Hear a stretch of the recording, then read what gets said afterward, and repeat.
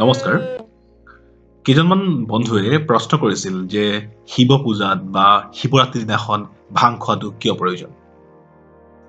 গতিকে আমি দেখা পাওঁ যেটো শিৱৰাত্ৰিৰ দিনাখন সকলো লোক ভাঙত মত্ত হৈ থাকে বা ভাঙৰ লাডু বা এই ধৰণৰ নিচাজাতীয় সামগ্ৰীবিলাক তেওঁলোকে খায় বিশেষকৈ শিৱৰাত্ৰিৰ দিনাখন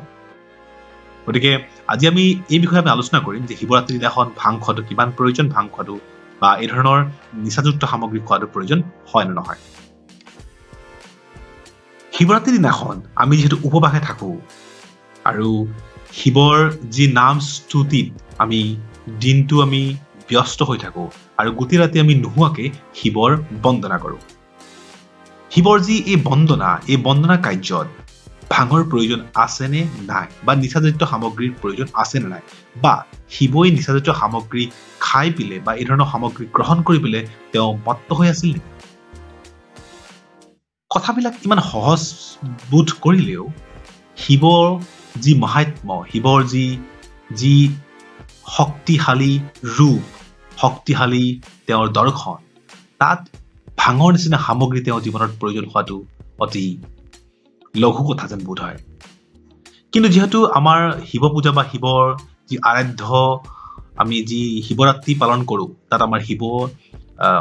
মন্দিৰৰ আশে-পাশে ভাং বা এই ধৰণৰ নিচাজাতীয় সামগ্ৰীৰ প্ৰচলন যথেষ্ট দেখা যায় যেতিয়া আপুনি এটা বিষয়ত এটা ধাৰ্মিক বিষয়ত যেতিয়া আপুনি মত্ত হৈ থাকে যেতিয়া সেই বিষয়ত আপুনি দিনে নিশাই যেতিয়া মত্ত হৈ থাকে আপুনি দেখিব আপোনাৰ এডিকশন আপুনি সেই বস্তুটোৰ প্ৰতি স্বাভাৱিক আপোনাৰ এক নিচা বাঢ়ি যায় আৰু এই স্বাভাৱিক যি এডিকশন স্বাভাৱিক যি নিচা ইমান পৰ্যায়ত পায়গে তেওঁ আত্মবিভূৰ হৈ পৰে তেওঁ সকলো পাহৰি যায় তেওঁ স্থান কাল পাত্ৰ তেওঁ জীৱন তেওঁ মৰণ তেওঁ সকলো দুখ সুখ তেওঁ সকলো পাহৰি শিৱৰ ওচৰত বিলীন হয় আৰু আপুনি যদি সকলো পাহৰি পেলে সকলো জীৱনৰ দুখ সুখ সকলো জীৱনৰ বিভিন্ন ভাল বেয়া সকলো পাহৰি পেলে আপুনি যি শিৱৰ ওচৰত যেতিয়া বিলীন হয় তেতিয়া আপুনি অনুভৱ কৰিব যে ভাং ইয়াৰ তুলনাত কিমান নগণ্য ভাঙৰ নিচা বা নিচাযুক্ত সামগ্ৰী ইয়াৰ তুলনাত কিমান তুচ্ছ আপুনি সেই শিৱৰ যি বন্দনাত শিৱৰ যি আৰাধ্য আপোনাৰ যি উপাসনা কৰ্ম সেই কৰ্মত আপুনি ইমানে মত্ত হৈ পৰিব যে নিচাই আপোনাক তাৰ যথেষ্ট তলতহে কাম কৰিব আপুনি ইমান নিচামগ্ন হৈ পৰিব শিৱৰ আৰাধনাত যে আপুনি ভাঙৰ নিচাতকৈ যথেষ্ট অধিক আপুনি নিচাগ্ৰস্ত হৈ পৰিব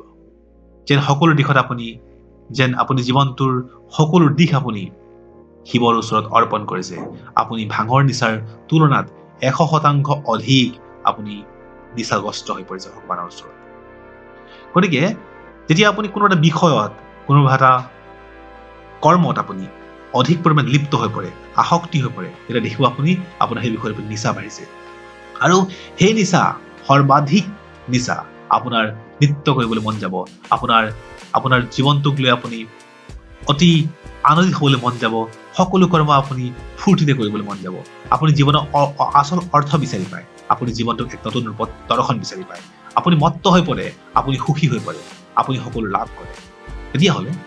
আপুনি ভাঙৰ নিচাতকৈ আপোনাৰ শিৱৰ আৰাধনা কৰাৰ পিছত যিটো নিচা সেয়া শিৱক যিসকলে আৰাধনা কৰে তেওঁলোকে তাক বুজি পায় গতিকে শিৱৰ পূজাৰ দিনাখন ভাং খাবই লাগিব বা এই ধৰণৰ নিচাযুক্ত সামগ্ৰী খাবই লাগিব এই ধৰণৰ কোনো নিয়ম নাই আপুনি ভাং নোখোৱাকে আপুনি নিচাযুক্ত সামগ্ৰী নোখোৱাকে আপুনি নিচামগ্ন হৈ পৰক শিৱৰ আৰাধনাত আপুনি বুজিব যে আপুনি আচলতে শিৱৰ কিমান ওচৰত তেওঁৰ আপুনি দৰ্শন লাভ কৰিছে গতিকে শিৱৰাত্ৰিৰ দিনাখন আপুনি এবাৰ চেষ্টা কৰক নিচা নোখোৱাকে ভাং নোখোৱাকে এক নিচাগ্ৰস্ত নিচামগ্ন মানুহ হৈ পৰে গতিকে বন্ধুসকল শিৱৰাত্ৰিৰ দিনাখন শুদ্ধ অন্তৰেৰে শুদ্ধ কৰ্মেৰে প্ৰভুৰ ওচৰত সমৰ্পণ কৰক সকলো জীৱনৰ দুখ সুখ আপুনি পাহৰি যাওক